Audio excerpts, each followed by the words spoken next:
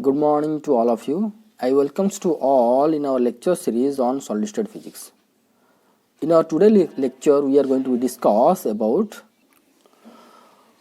Weiss's theory of ferromagnetism. Before we have to start in detail about this theory, I am going to give you a basic idea over ferromagnetism and ferromagnetic material and its corresponding ferromagnetism. So suppose we have a sample of ferromagnetic material. Suppose iron. We have an iron piece, and this will be the internal geometrical arrangement of this iron piece. That means if we have to consider a iron piece, suppose this one, then internally we can found this type of arrangement of magnetic dipole moments and this region will be called as domain or the so-called ferromagnetic domain. So this will be a ferromagnetic domain, this will be this. These all are the ferromagnetic domains separated by ferromagnetic wall. So whenever we have to consider a ferromagnetic material, inside the material we can found large number of ferromagnetic domains which are aligned in a particular direction. Suppose we have to consider this domain, we can found the net magnetic moment. Carefully you have to listen. This is your net magnetic moment. This is your net magnetic moment. Net magnetic moment of individual atoms present inside this domain or inside this area. Okay, microscopically if you are going to think, suppose this is the sample and inside this domain or inside this area, suppose 5 atoms are present. So these 5 atoms have a particular direction magnetic moment, like this, towards right. So total net magnetic moment will be right. So in this area, if we can consider 5 atoms, then they are arranged in such a manner that they all have the magnetic moment direction towards the right. Likewise, suppose we have to consider in this area, suppose 5 atoms are present, then their magnetic moment, atomic magnetic moment have the direction are this one. Magnitude is same but direction is this side. So net magnetic moment will be this side. So individual atoms which are present in a domain, they have aligned in a particular direction, that this side. So net magnetic moment of this area or the so-called domain, this area or so-called domain. Domain means in this area number of atoms aligned in a number of atoms having and their magnetic moment aligned in a particular direction. Okay, so this area will be called as one domain, this will be called as one domain, this will be called as one. So this situation is in the absence of magnetic field. That means H is equal to 0. There is no magnetic field has been applied on this ferromagnetic material, right? Now similarly you can consider for this domain 5 atoms are present, then their magnetic moments will be this side and net magnetic moment is this one. Net magnetic moment will be this one, and for this also you can consider like this. All the atoms have dipole moment towards up. So net magnetic dipole moment of this area or domain will be this side. This situation is in the absence of applied magnetic field. Okay. Now, whenever we have to apply a magnetic field over this material or over this situation, what will be happen? So now we have to just apply the magnetic field. This is the situation for H equal 0. Now, whenever we have to apply a magnetic field, this is the situation. We have been applied a magnetic field on this situation, then the domain's geometry will be changes to this one. How it has been changed? See, magnetic field H is applied in this direction. So if we have to consider all the domain, then this magnetic dipole moment is the favorable direction for applied magnetic field, right? Other three are not favorable because other three have the direction this side and this side, but this net magnetic dipole moment of this domain is favorable or with the direction of applied magnetic field. So what will happen? So this area is going to be increased towards or going to be spread towards this side, and this area is going to be increased. This favorable area is going to be increased. What is the meaning of that increase of this area? That means you just see initially in this area have only 5 atoms. So whenever we are going to apply magnetic field, then the adjacent atoms is going to be transformed in this direction. Magnetic moments is going to be transformed in this direction. That means here is the boundary. Okay, the boundary is spreading this side, means this magnetic moment, particularly this magnetic moment, is flipped or rotated towards this side. That means initially you just think this is your initial 5 dipole moment are here, and net will be this one, and initially this one was the area. But when we are going to apply the magnetic field, the nearby atom and its magnetic moment is just going to be flipped towards this side. So that is nothing but called as the increasing of area or spreading of area. That means if we have to apply the magnetic field, the nearby atoms are going to be changed its magnetic moment direction towards the magnetic field, only for which this area is going to be reduced. Means you can see this much area atoms have been magnetized towards applied magnetic field. Only for that we can say area increased this side, area increased this side.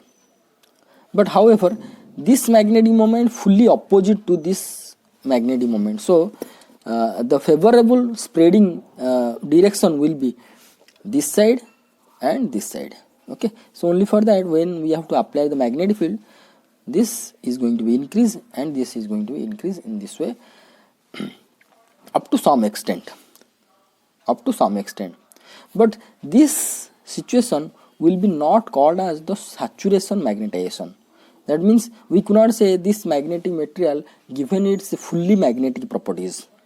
Saturation magnetization means, suppose we are going to consider your hysteresis loop, we could not say that this is your highest magnetization value, even if applying the higher magnetic field. Some extent magnetic field. Okay, some particular magnetic field, we could not say that this is your fully magnetization of a material. The fully magnetization of the material means all the domains are going to be aligned with the direction of applied magnetic field. So if the magnetic field is weak, then we can found the area of the domain, favorable domain, is going to be spread. is going to be spread in this way, and in this way we can get the situation in this one, like this one. Further increasing of the magnetic field, we can found these domains are going to be flip towards the applied magnetic field. Means in the higher magnetic field intensity, applied magnetic field intensity,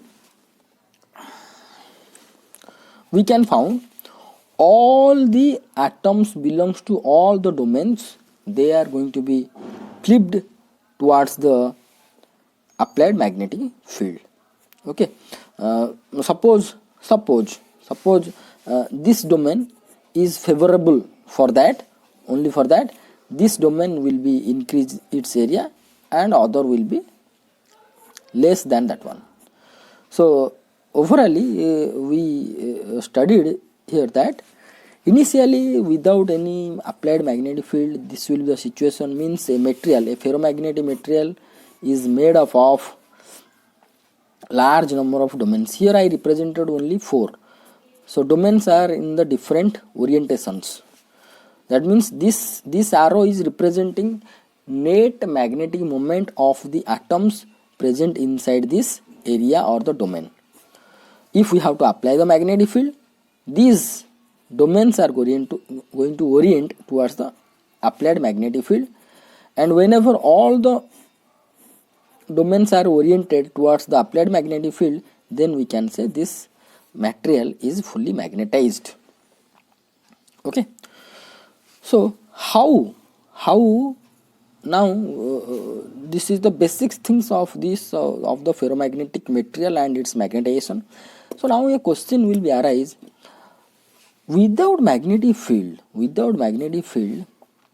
how we can get this type of magnetization? Means if we are going to consider a particular domain, suppose particular domain I am going to be consider here, that means, and net magnetic moment is this one, then we can found all the atoms inside this domain having direction will be this side,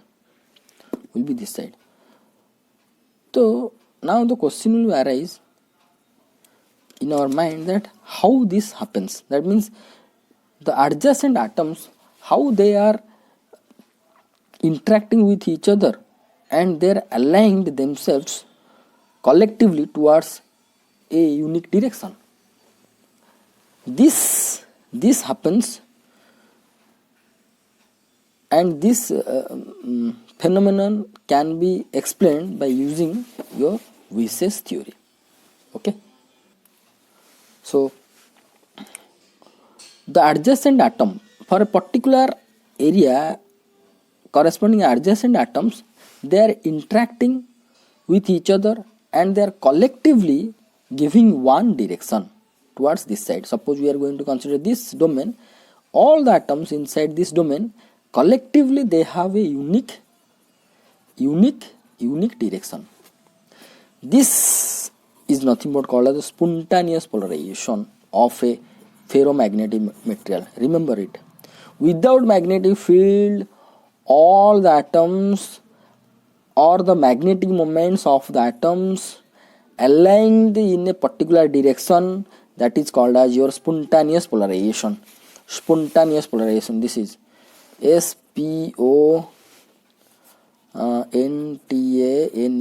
SPONTANEOS, spontaneous magnetization, not polarization for electric ferroelectric material. As we are considering ferromagnetic, so spontaneous magnetization. Even if without magnetic field inside a ferromagnetic material, we can get for a particular area magnetized in one direction, like that. So if we are going to consider a particular domain, then all the atoms inside the domain, they are aligned in a particular direction or unique direction. This is nothing but called as the spontaneous magnetization of a ferromagnetic material. And how they are interacting with each other, that phenomenon can be explained or is explained with the help of Weiss's theory, that we are going to be discussed in this class. Now another simple property I am going to say about the ferromagnetic material, that you can ask that is this situation is always possible for a particular ferromagnetic material, means always a ferromagnetic material have this type of domains we can get without any magnetic field. The answer will be no. This situation we can found in that in a particular ferromagnetic material, we can found the domains below a particular temperature, that is called the Tc, or the so called Curie temperature. So below the Curie temperature, the material shows its ferromagnetic properties. Above the Tc, above one temperature, the ferromagnetism property is disappears and it is transformed to paramagnetic nature. I can give you one example. Iron shows its ferromagnetic properties up to approximately 400 degrees centigrade. Above 400 degrees centigrade, iron behaves as a paramagnetic, means domains will be not there. Domains we could not found, but paramagnetic means the material, see, ferromagnetic means we can get the domains, and in each domain all the atoms have a particular direction. But when it is transformed to paramagnetic after Tc greater than Tc, suppose iron is 400 degrees centigrade and this is the iron sample, above 400 degrees centigrade we could not found any type of domains, only all the atoms they have magnetic domains but in randomly oriented. Means here we can get spontaneous polarization, but in case of paramagnetic we could not get spontaneous polarization. This is the basic difference between the ferromagnetic and paramagnetic. Above Tc Curie temperature, the ferromagnetic will transform to paramagnetic material, behaves as a paramagnetic. Okay. So now we have to start the theoretical explanations of the ferromagnetism. So whatever I have been discussed, in short I have been written. I suggest to all of you that you have to write in your note. Okay. Ferromagnetism arises when magnetic moments of adjacent atoms are arranged in a regular order. I told that the adjacent atoms of a particular domain, they are arranged in a particular order or particular same direction. Arranged in a particular order means having the same direction, that is all pointing in same direction. This one, you consider one domain. Okay, one domain means these all the atoms are aligned in one direction. The ferromagnetic substance thus possesses a magnetic moment even in absence of applied magnetic field.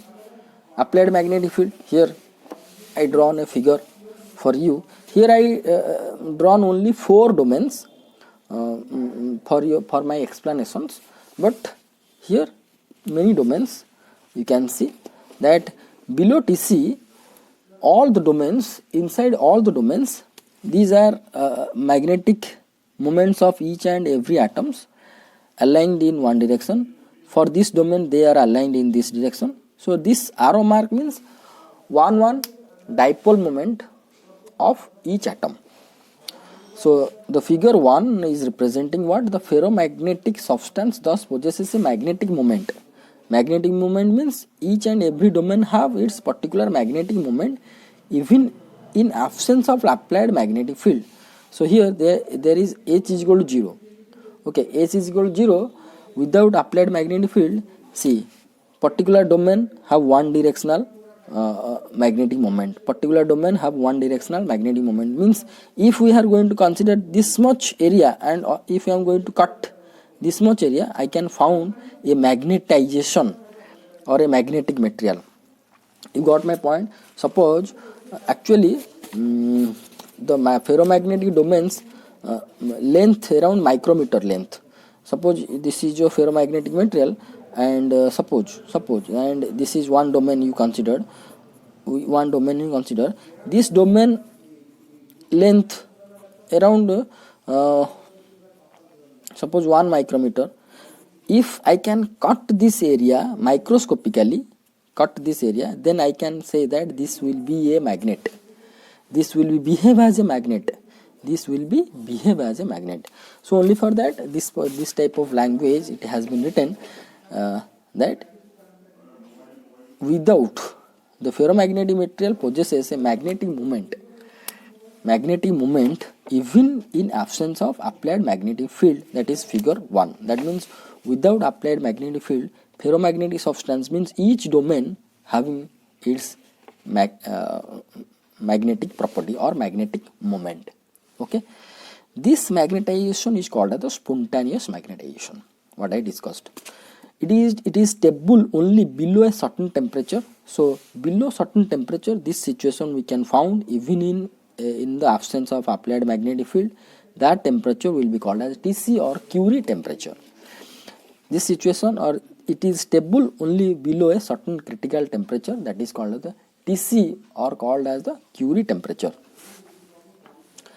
This suggests that electron spin and magnetic moments are arranged in a regular manner. So this is suggests that magnetic moments are arranged in a regular manner. See, here you just strike out the electron spin, because we are not considering the electronic spin in our discussion. We are considering the electrons angular momentum. So due to the electron angular momentum, we are getting the magnetic moment for each and every atom. So here we are considering each and every magnetic moment. That means considering only electrons revolving around the nucleus, orbital angular moment or orbital angular momentum of the electron. Due to spin we can get the magnetic behavior, but we are not considering, because in future in your advanced study you are going to be study about the electronic spin things. So we have to just stick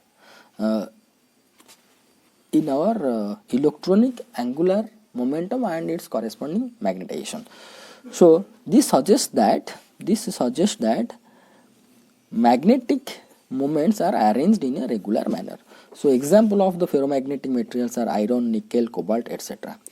And above Curie temperature, see this situation we can found below Curie temperature, and above Curie temperature all the atoms are going to be randomly directed with each other. That means this domain wall we could not found. That means we can say these adjacent atoms are going to be free. They are not going to be bonded with each other. Here they are bonded with each other, only for that they are giving the unique direction.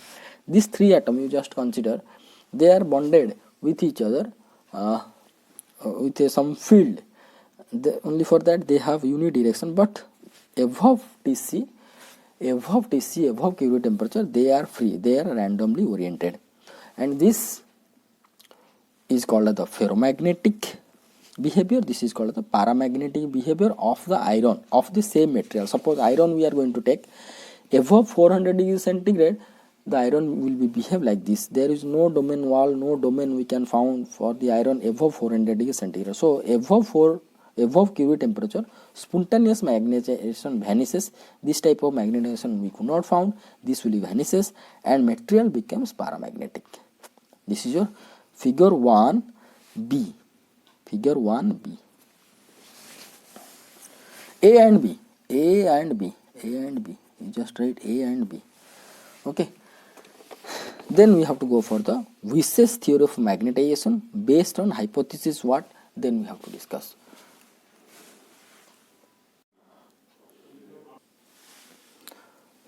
So these are the basic things about the ferromagnetism or ferromagnetic material. Ferromagnetic material below Tc have the domains. These areas are called the domain, and this area is separated by the wall. It's called the domain wall.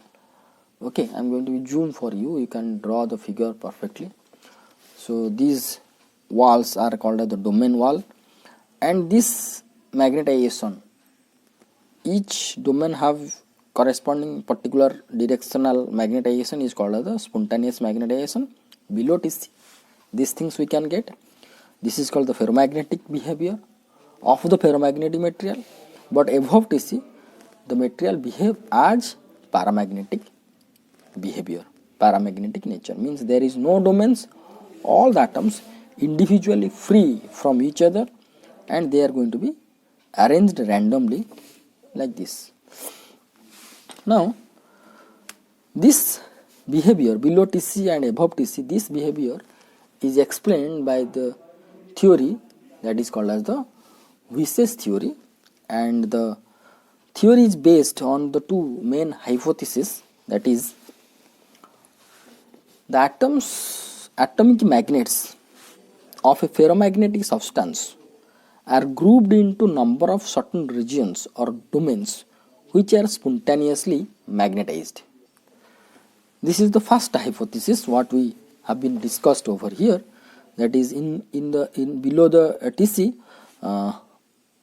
the whole material is separated by domain walls, and each domains are spontaneously magnetized. That is your figure 1.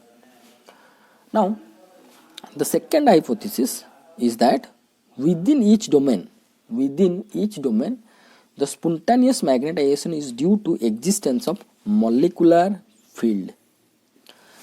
So, spontaneous magnetization means alignment of the atoms in a particular direction in one domain is called as the spontaneous magnetization.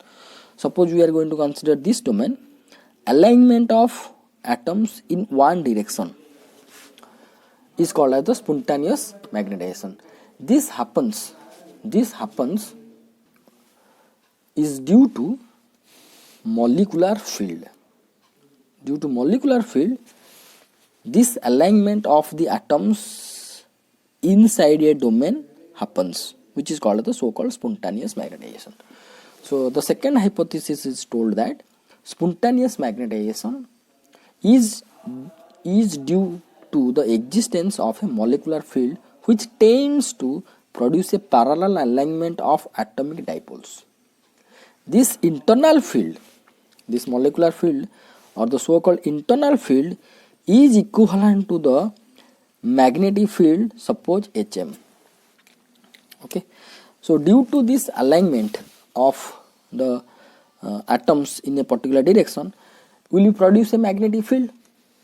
So internally, suppose we are going to consider this domain will be nothing but a magnet. Suppose we are going to consider only this domain.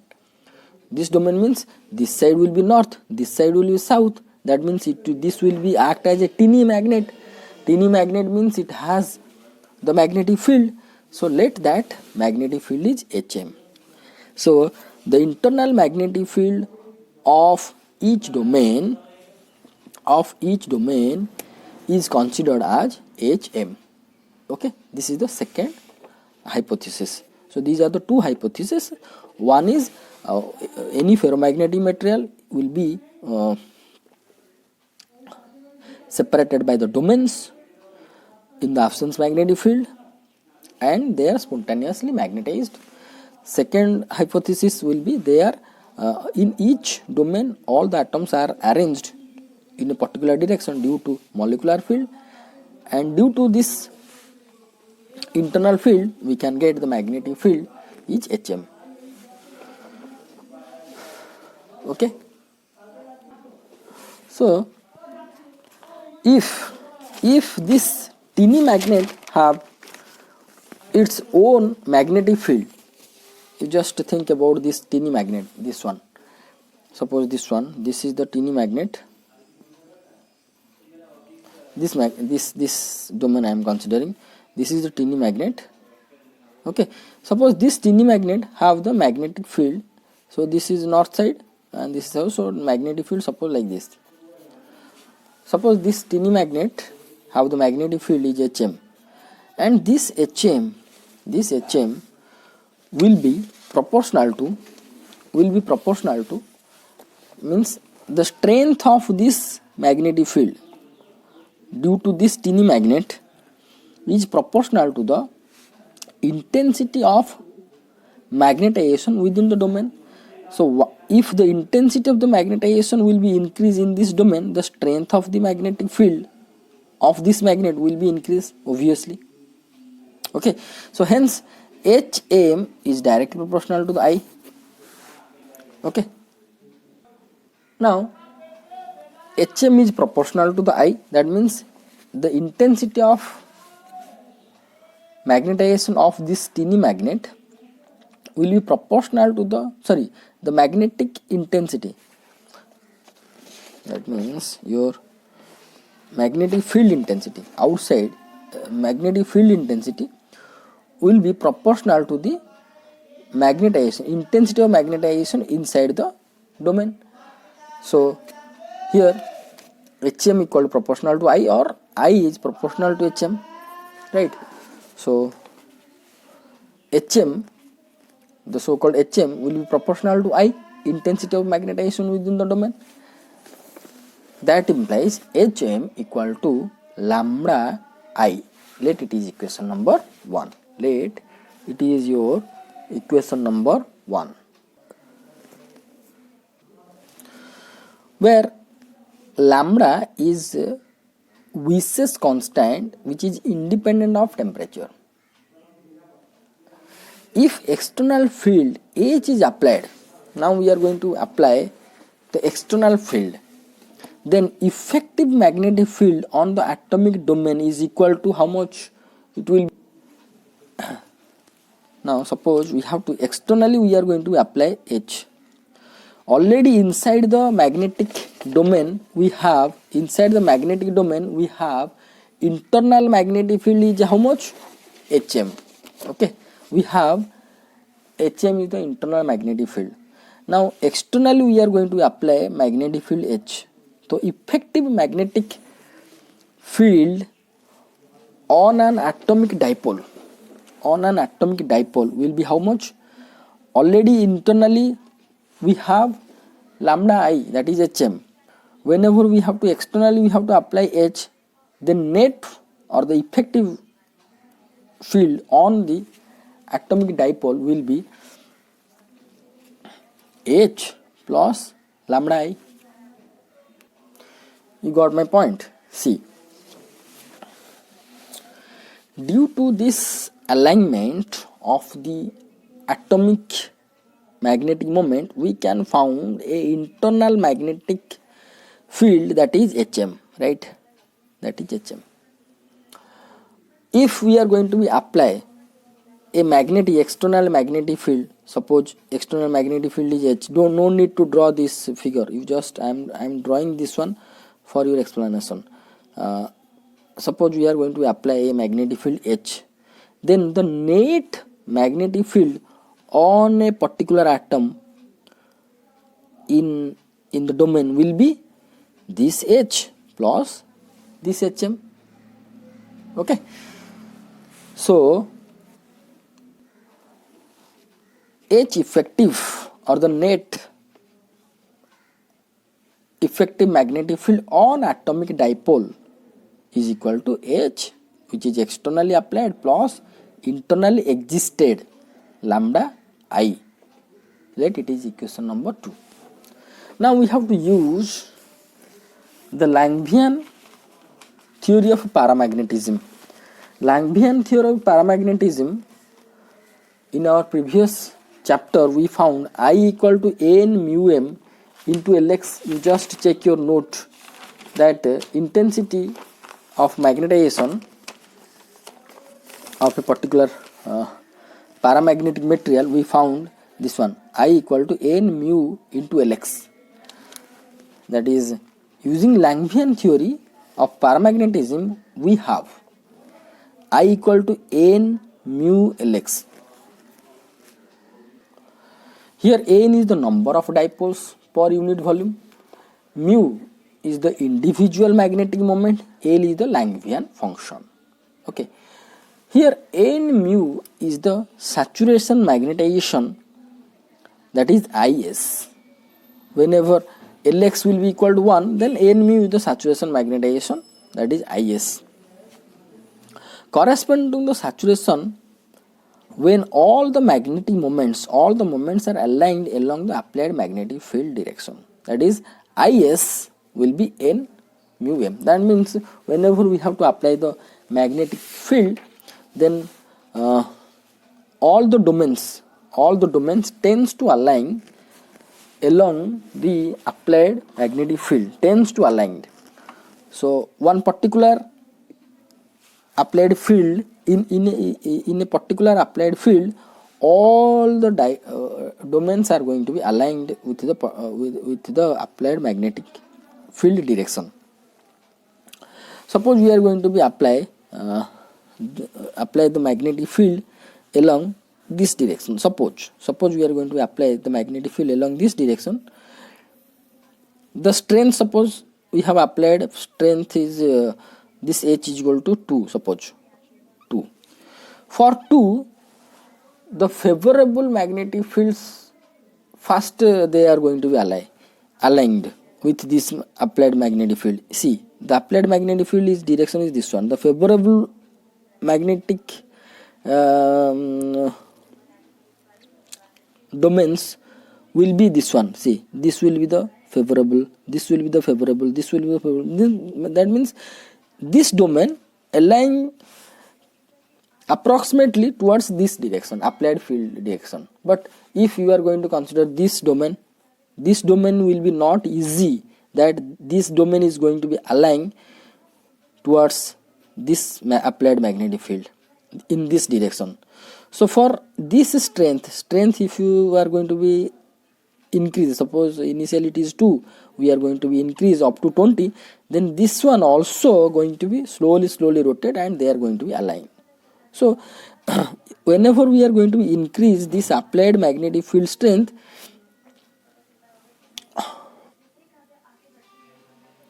at a particular applied magnetic field, all the domains are going to be aligned with the applied magnetic field.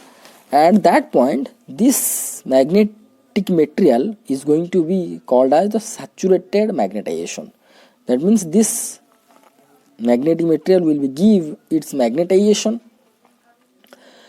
value will be I equal to Is, means above, suppose 20 is the applied magnetic field in which we can get Is, and above I20 we are not going to be further enhance the magnetization of this material, because all the domains are aligned with this applied magnetic field.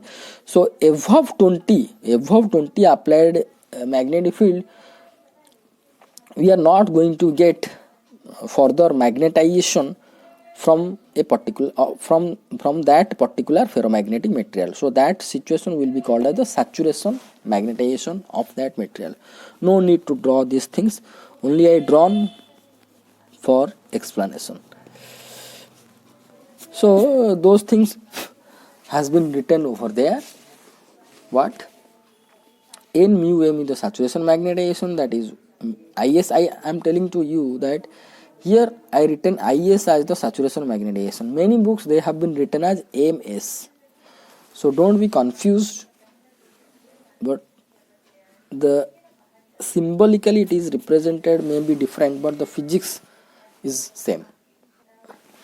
So Is correspond to saturation magnetization when all the magnetic moment are aligned along the applied magnetic field direction. That implies Is is equal to N mu m, let it is equation number 4. Putting this value in equation number 3. Equation number 3 we have N m Lx. You just put Nm as Is, we found Is into Lx, where Lx is your Langevin function, that is nothing but cot Hx minus 1 by x. You just check your note of whenever we have been discussed about paramagnetism, Langevin theory of paramagnetism. Lx is nothing but cot Hx minus 1 by x. So Lx is cot Hx minus 1 by x. So now I by Is is equal to Lx is equal to cot Hx minus 1 by x. Let it is equation number 5. Now we have been considered x is equal to mu m b by kt. you go through your note and you can found we have been considered x is nothing but mu m b by kt. So x is considered as mu m b by kt. Here I written also in bracket previous topic, that is Langevin theory of paramagnetism. These things from that topic we have been written this one. Okay, you can refer that topic, that is x, we consider x is equal to mu m b by kt. So now mu m b can be written as mu 0 into h. So here h is nothing but h effective or the total magnetic effective magnetic field or total magnetic field on atomic dipole, that will be h effective. So mu 0 h effective by kt, let it is equation number 6. Now we have to put the value of h effective from your equation number 2. This h effective will be substituted from equation number 2, that it will be x will be equal to mu m into mu 0 into h plus lambda I by kt, let it is equation number 7. For ferromagnetism, spontaneous magnetization can take place even for h is equal to 0. So x, for x is equal to h is equal to 0, if we are going to consider h is equal to 0, x will be mu m mu 0 lambda I by kt. So I will be x kt by mu m mu 0 into lambda, let it is equation number 8. I by is, here I, so now I by is is nothing but saturation magnetization, whose value is considered as n into m. Is is n into m. So I by is will be equal to this much divided by this one or into 1 by nm, x kt by mu m mu 0 lambda into 1 by n into mu. That implies I by is will be equal to x kt by mu 0 lambda n into mu m mu square, let it is equation number 9. Let it is equation number 9. Now in this case equations 5 and 9 together, this is your 9 is nothing but I by is, value is x kt by mu 0 lambda n mu m square. Equation number 5 also same. Equation number 5 is also giving the value of I by is but in different form, that is Lx cot hx minus 1 by x, that is equation number 5. So these things it is written that in this case equations 5 and 9 together determine the condition of spontaneous magnetization. Okay, both these equations simultaneously can be solved for the variable I by is and x graphically. So these two equations 5 I by is, 9 also giving the value of I by is, both the equations simultaneously can be solved graphically, which is represented in figure 2. So along x-axis we have been considered as x, increasing of x value. Along y-axis we have been considered as I by is. Okay.